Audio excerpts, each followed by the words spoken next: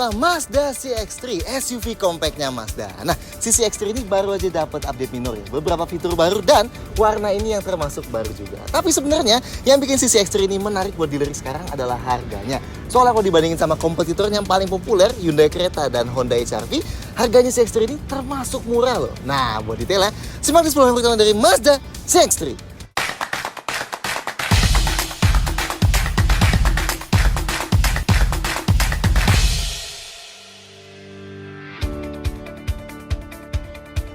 Satu, varian.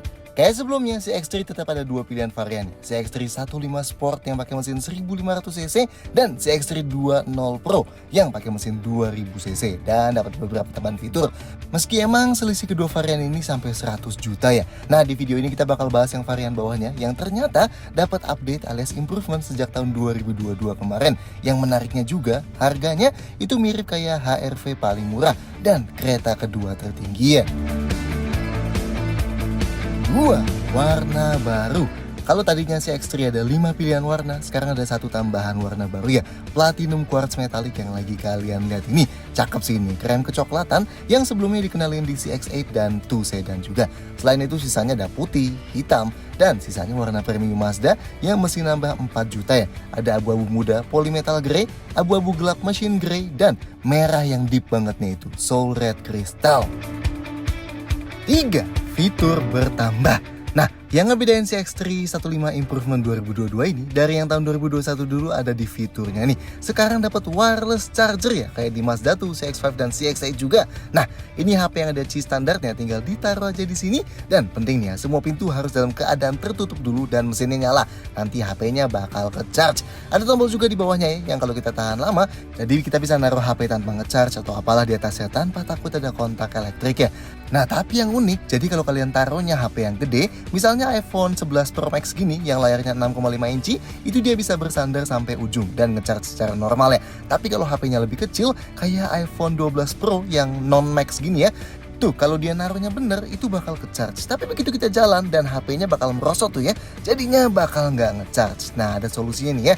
Jadi Mazda ngasih ginian nih, spacer namanya. Isinya kayak bantalan karet gini ya, buat ngeganjel HP kita yang lebih kecil. Nih dia ada tanda panah sama logo Mazdanya buat nandain taruhnya gimana. Dan ketaruh dengan sempurna tuh di ujung. Sekarang iPhone 12 Pro kita yang tadi bisa ditaruh dan ke-charge dengan sempurna ya. Kalau HP kalian lebih kecil lagi, bisa nambahin satu lagi spacernya tadi. Nice! Head unitnya dari tadinya 7 inci sekarang jadi 8 inci. Meski nambah 1 inci doang tapi kelihatan cukup proper lah ya di sini. Isinya sama persis ya sama sebelumnya. Ini layar sentuh kalau mobilnya lagi diam, tapi begitu mobilnya jalan jadi nggak bisa disentuh nih.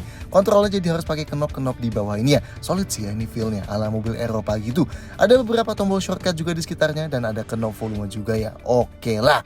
Tetap ada wireless Apple CarPlay ya, alias kita nggak perlu pakai kabel buat sambungin iPhone kita dan munculin layar kayak gini. Nanti kita bisa setel Google Maps, Spotify, Appways, Apple Music, dan lain-lain. Nah, karena sekarang ada pasangan wireless chargernya, baru masuk akal nih ya si wireless CarPlay ini. Nice! Sedangkan Android Autonya tetap harus sambungin pakai kabel ya. Sama ya, nanti kita bisa pakai beberapa aplikasi juga pakai interface yang lebih familiar sama Android. Lanjut, detail head unitnya, ada aplikasi Fuel Economy Monitor buat mantau detail sistem stop startnya dan sejarah konsumsi BBM yang detail banget. Ada juga aplikasi maintenance buat set pengingat jadwal servis dan ingetin kapan harus rotasi ban. Media yang bisa diputar sekarang udah nggak bisa puter dari CD nih ya. Tuh udah nggak ada CD playernya lagi. Yang bisa dari USB, AUX, dan Bluetooth. Ada Bluetooth teleponi juga dan ada navigasi yang harus pakai SD card dari Mazda ya. Dan settingsnya lengkap nih. Bisa atur isi head-up display-nya, atur detail layar head unit ini, atur sistem blind spot dan sensor parkir. Di pengaturan suaranya bisa set auto level control. Ini buat bikin volumenya otomatis lebih gede pas mobilnya jalan tambah kencang dan sebaliknya ya. Bisa set kapan mobilnya kekunci otomatis dan kebuka kunci otomatis. Atur volume beep kuncinya, mati nyalain walkaway lock, bisa mati nyalain one touch turn signal, dan atur seberapa gede suara lampu seinnya. Bisa atur detail lampu kayak coming home light, living home light, DRL, dan lain-lainnya juga. Mantap! Sisanya sama sih ya kayak sebelumnya. Ada head-up display yang di Mazda disebutnya active driving display ya. Ini otomatis nongol pas dinyalainnya. Dia bakal proyeksiin beberapa info penting kayak kecepatan, cruise control, dan indikator blind spotnya supaya kepala kita nggak ngedongak ke bawah pas lagi jalan kencang. Dan kita bisa set dari head unitnya buat beberapa hal kayak ketinggiannya, brightness-nya, dan AC-nya. Inputnya ada SD card slot buat navigasi, ada 2 USB port, aux input, dan 1 power outlet. Emang sayangnya di belakang nggak ada tambahan input lagi ya. Rem parkirnya elektrik, buat aktifinnya tinggal tinggal ditarik aja, dan buat nonaktifinnya tinggal ditekan sambil injak pedal remnya. Ada auto hold juga nih, yang kalau diaktifin bisa tahan remnya otomatis pas kita berhenti. Dan kita injak pedal remnya, nanti dia bakal muncul indikator hold gini nih ya, yang artinya remnya udah ketahan dan kita bisa lepas pedal remnya. Jadi nggak usah pegel-pegel deh kalau lagi di lampu merah atau lagi pas macet. Kuncinya pakai model yang kotak gini kayak di Mazda baru lainnya ya. Ada passive keyless entry-nya, jadi kalau mobilnya kekunci, remote-nya tinggal dikantongin aja dan deketin mobilnya, klik tombol hitam ini dan kuncinya kebuka. Buat kunci lagi tinggal klik lagi aja. Sayang spionnya nggak bisa kelipat otomatis ya pas kita kunci mobilnya, tapi spionnya tetap lipat elektrik sih, putar knob ini aja yang di dalamnya.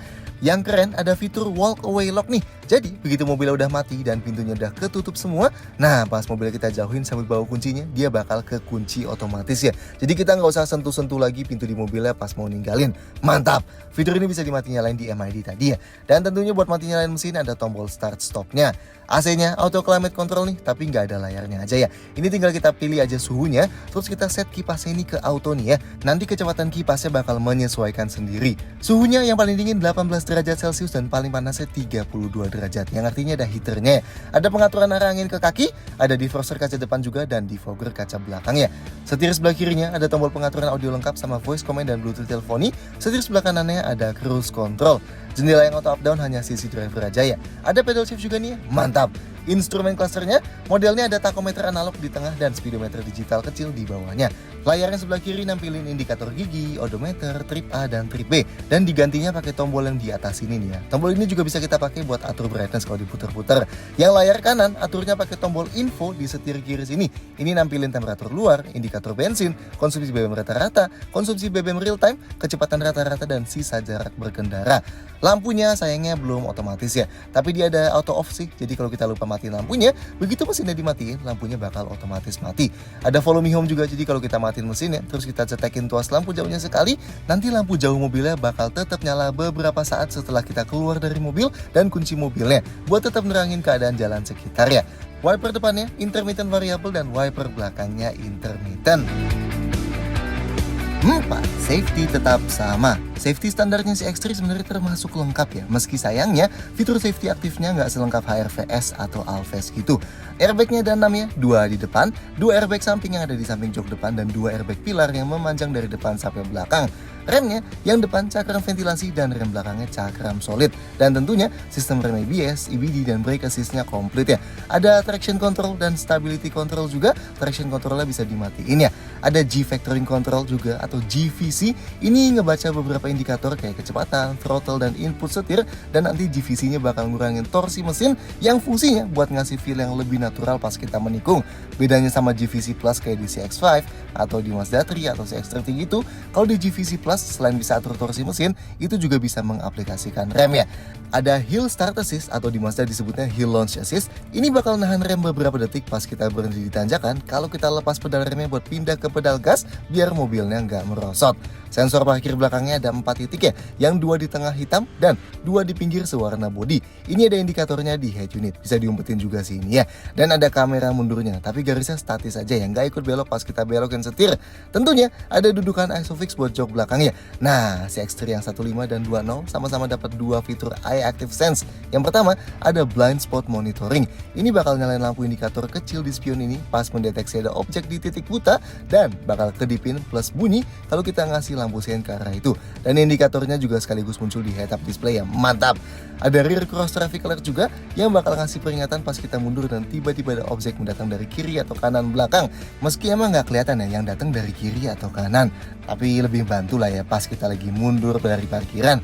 Ya sayangnya nggak ada rem otomatis atau lane keeping gitu ya, tapi buat range harga segini masih cukup oke lah ya. 5. Eksterior masih tampan. Nah, meskipun di Indonesia si X3 baru masuk di tahun 2017, tapi di pasar global dia sebenarnya udah ada dari akhir 2014 ya. Dan baru dapat update minor aja sampai ke sekarang. Tapi yang gak kita sangka adalah segimana desainnya si X3 ini masih super awet ya. Dan gak aging secepat Mazda 2 atau CX-5 generasi pertama dulu. Ini entah karena si X3 ini lebih minim lekukan yang bikin dia lebih timeless, atau karena kode desain awal ini just works aja di sebuah SUV yang kecil gini. Yang jelas sampai sekarang si X3 ini pun masih masih kelihatan cukup seger, bahkan kalau disamping-sampingin sama kompetitor barunya. Secara dimensi, panjang CX-3 sedikit lebih kecil dibanding HR-V, Creta, Grand Vitara, Alphard, dan ZS ya. Begitu juga dengan tingginya yang lebih rendah, dan ini ngasih presensi yang lebih sleek sih ya, dan emang terkesan kayak hatchback yang sedikit lebih tinggi dibanding SUV compact.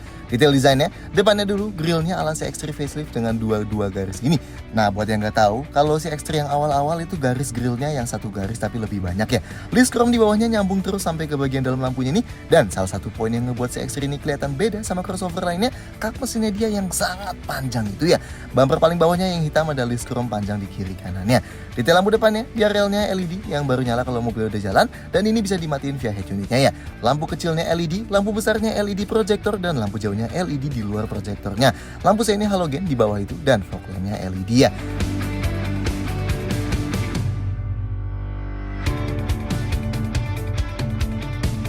Sampingnya, bagian yang bikin CX-3 kelihatan super unik dari dulu jelas garis jendela yang melengkung menyempit ke belakangnya itu. Ini bikin profil sampingnya CX-3 bikin jadi kelihatan sangat sleek ya. Nah, di CX-3 facelift, pilar B-nya dan pilar C-nya yang dibuat piano black jadi ngasih kesan lebih mewah ya. Bawahnya dilapisin skid plastik hitam dan ada chrome besar di tengah. Oh iya, di Jepang mereka punya varian yang skid plastiknya dibuat piano black loh, kayak CX-5 Kuro di sini. Mungkin bisa jadi inspirasi tuh ya buat kalian yang mau modifikasi ya kan. Velgnya 18 inci dual tone dengan ban 21550R18 gini. Sedangkan handle pintunya sewarna body ya. Belakangnya bagian yang kelihatan sporty nih karena knalpotnya ada dua gini. Satu-satunya nih ya di kelasnya yang 1500 natural aspirated. Nice. Nah, karena nomor platnya dia ditaruh di bawah pintu bagasinya, jadi overall bagian belakangnya kelihatan lebih seksi ya. Meski ini bikin bibir bagasinya jadi lebih tinggi. Antenanya model Sirip Hue dan dibanding CX-3 yang sebelum facelift dulu, bagian dalam lampunya kelihatan lebih modern gini ya. Detail lampu belakangnya, lampu malamnya LED, lampu remnya LED juga, lampu seinnya halogen tapi lampu mundurnya LED.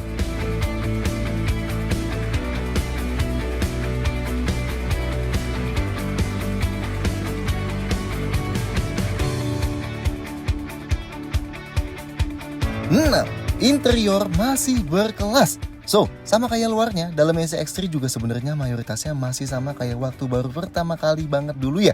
Dan mirip juga sama versi hatchbacknya alias Mazda tuh sejak 2014 dulu. Yang artinya, beberapa yang udah pernah masuk ke mobil-mobil itu sebelumnya bakal bilang interior ini udah mulai kelihatan tua dan membosankan. Tapi, buat yang sama sekali belum pernah masuk, mungkin malah bakal impress sama interiornya si X3 ini. Karena mengejutkannya, desain simpelnya kabinnya ini cukup bertahan kayak eksteriornya ya. Dan dari segi kualitas, kayak plastik yang dipakai, panel gapnya, apalagi feel pas muter-muter beberapa bagian kayak ventilasi AC, atau tombol-tombol kontrol pun masih lebih baik dibanding kompetitor kayak Creta, Grand Vitara, atau apalagi Alphard ya. Yang model improvement ini dashboardnya sedikit disegerin sama head unit baru tadi, yang jadi sedikit lebih gede dan gak ada list chrome-nya lagi ya. Desain dashboardnya tetap sama, dengan garis horizontal besar yang dikasih panel lapis kulit empuk abu-abu muda ini dengan jahitan putih ya.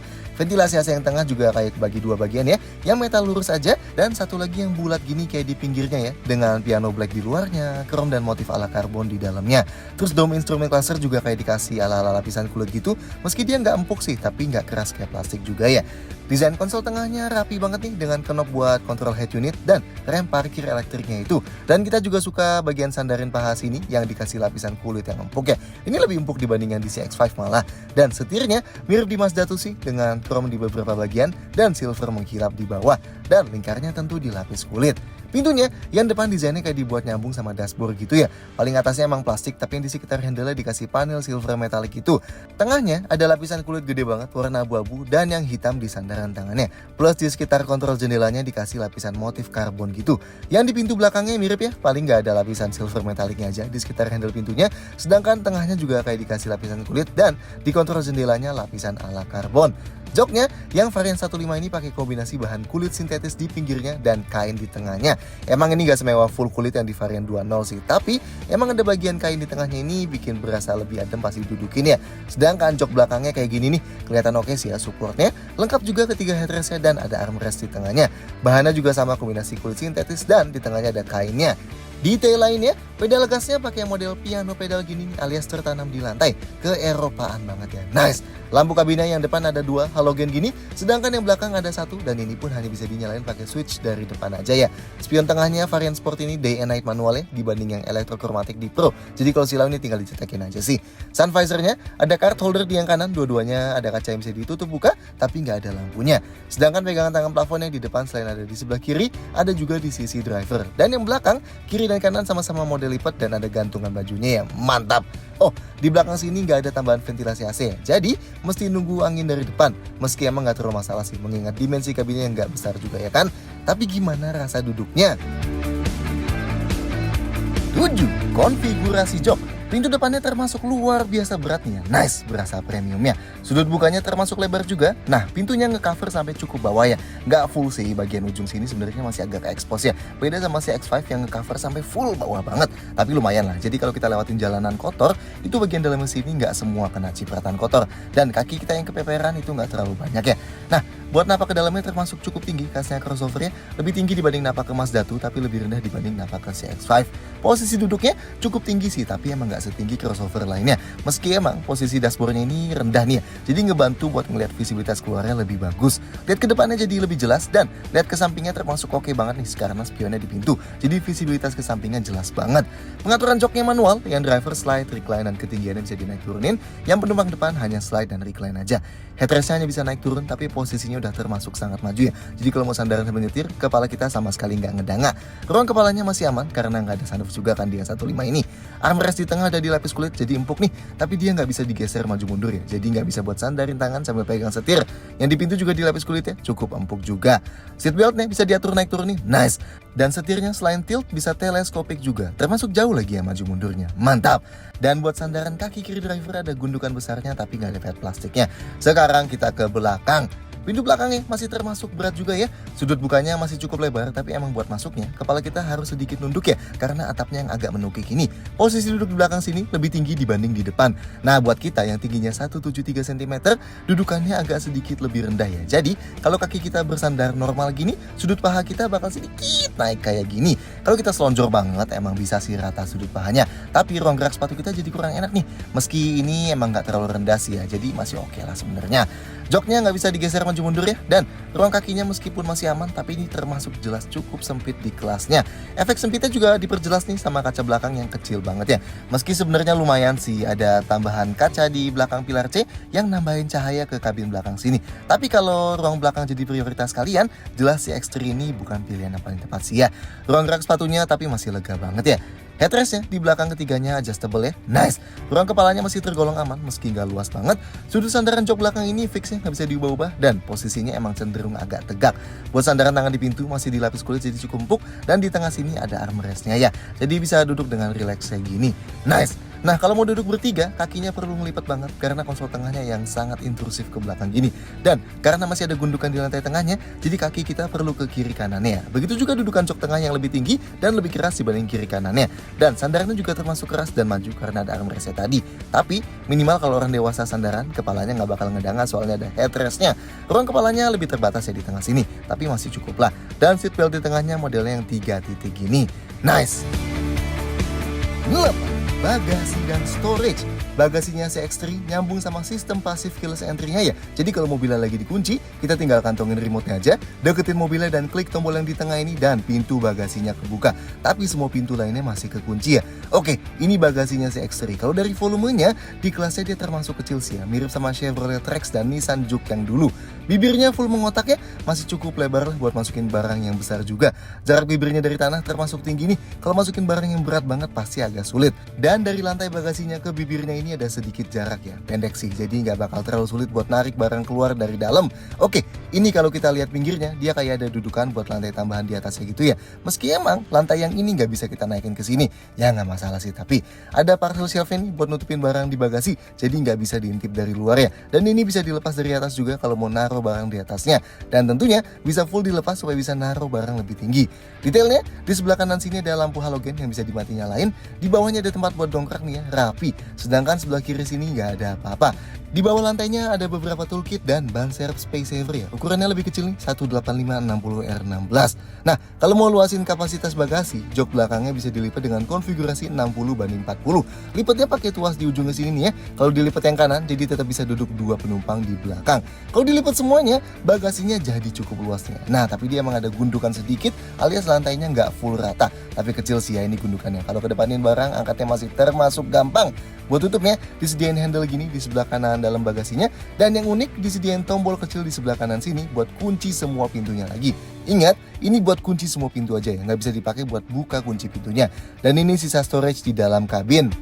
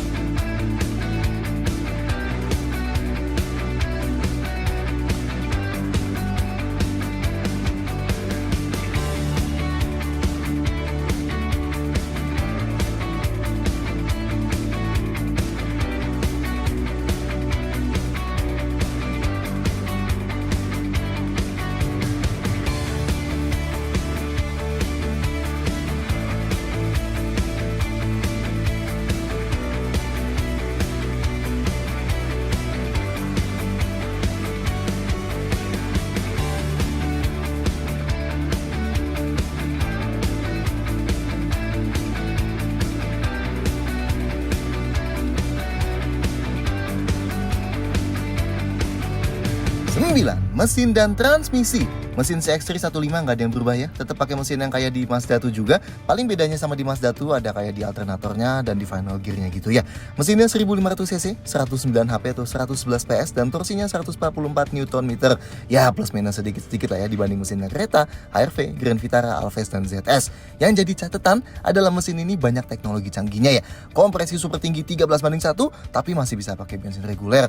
Terus ada direct injectionnya, ada teknologi idling stop juga yang disebut iStop yang bisa otomatis matiin mesin pas kita berhenti buat menghemat BBM lebih dan nyalain lagi pas kita lepas pedal rem atau pas kita injek lagi gasnya seandainya brake hold-nya lagi nyala ya. Transmisinya otomatis torque converter 6 percepatan, termasuk udah langka nih ya di kelasnya. Mengingatkan di kelasnya kebanyakan udah pakai CVT. Ini bisa kita naik turunin secara manual kalau geser tuasnya ke kanan atau bisa langsung pakai pedal shiftnya. Oh dan transmisi ini termasuk halus dan cepet ya perpindahannya buat sebuah torque converter entry level gini. Belum lagi feel-nya yang paling analog dan ngasih kepuasan tersendiri. Nice lah ya. Ada sport mode juga buat ngejaga putaran mesinnya di RPM lebih tinggi dan bikin outputnya lebih agresif ya. Dan tentunya ini penggerak roda depan.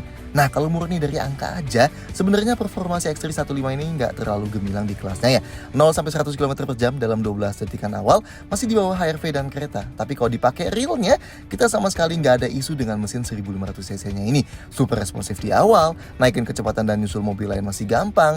Yes, udah pasti lah yang 2000 cc bakal lebih powerful. Apalagi begitu udah nyampe kecepatan tinggi, pas limit tenaganya lebih berasa ya. Tapi menurut kita, buat daily use, komuter harian gitu, mesin ini udah lebih dari cukup lah ya. Dan konsumsi kombinasi kita masih dapat 12,6 km per liter dan eco drivingnya 25 km per liter. Oh, dan yang jadi catatan juga, meskipun CX-3 ini suspensinya jadi yang paling keras di kelasnya, tapi kita ngerasa yang model improvement ini somehow lebih nyaman dan suspensinya nggak sekasar sebelumnya. Jadi daily drivable banget lah sekarang. Apalagi setirnya yang berasa paling natural dan ngasih feel rewarding tiap kali kita lewatin jalan yang menikung. Nah, kalau mau lihat soal driving lengkapnya, cek video review lengkap CX-3 15 kita sebelumnya ya. 10 detail-detail lain. Nah, beda sama CX-3 sebelumnya yang diimpor tuh dari Jepang, CX-3 15 improvement ini diimpornya dari Thailand ya. Nah, mungkin ini juga yang ngebuat setting suspensinya tadi kita bilang jadi lebih nyaman dan cocok dipakai harian di sini dibanding sebelumnya yang keras banget ya. Nah, meskipun rasio kompresi mesinnya super tinggi tadi, tapi spek bensinnya CX-3 masih cukup oke loh. Tetap bisa pakai oktan RON 90 kayak Pertalite, Shell reguler, BP90 atau Revo 90 gitu. Tentunya pakai RON 92 bakal lebih baik, tapi minimal ngerasa aman lah ya. Spek mesin canggihnya ini tetap bisa pakai bensin murah. Nah, sejak 2022 juga CX-3 jadi dapat program My Mazda Service ya, alias gratis biaya servis jasa dan spare part selama 3 tahun atau 60.000 km. Mana yang tercapai duluan? Dengan catatan, parts yang termasuk termasuk di sini adalah oli mesin, ring washer, filter oli, filter udara, filter AC, filter bensin, deposit cleaner, minyak rem, dan pembersih rem ya. Dan khusus Jabodetabek juga dapat layanan emergency roadside assistance ya. Suka menurut kalian soal Mazda CX-3 ini? Silahkan sampaikan komentar yang di bawah, klik like, dan jangan lupa subscribe ke channel YouTube Car Indonesia dan video-video kayak gini lainnya. See you next time!